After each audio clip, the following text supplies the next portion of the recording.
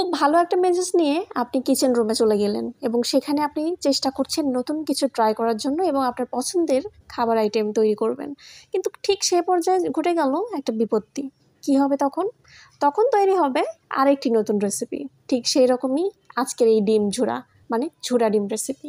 এখানে নর্মালি আমরা যেরকম ডিম ভাজি, পেঁয়াজ, মরিচ, একটু ধনিয়া পাতা আর একটু লবণ দিয়ে আমি সব কিছু ফেটিয়ে নিয়েছি। এরপর আমি ফ্রাই প্যানে দিয়ে দিলাম। কিন্তু ফ্রাই প্যানটা আমার পুরনো হওয়ার কারণে দেখা গেল যে আমার এই ডিমটা আমি কোনোভাবেই উল্টাতে পারছি না। এরপর কি হয়ে গেল আপনারা সেটা দেখতেই পাচ্ছেন। আমি সুন্দর মতো ছড়িয়ে দিলাম যে প্রস্তুতি নিচ্ছি যে আমি একটু ফোল্ড করে করে এই ডিমটা ভাজবো এবং আমি আজকে পেট ভরে সাদা ভাত দিয়ে, মানে গরম ভাতের সাথে এই ডিমটা মজা করে খাবো। এরপর আমি ঢাকনা দিয়ে ঢেকে দিলাম। ঢাকনা দিয়ে ঢেকে দেওয়ার পর যখন আমি এটি উল্টাতে যাব, ঠিক সেই পর্যায়ে দেখলাম আমার এই ডিমটা পুরোটাই লেগে গিয়েছে। তখন মনটা খুব খারাপ হয়ে গেল।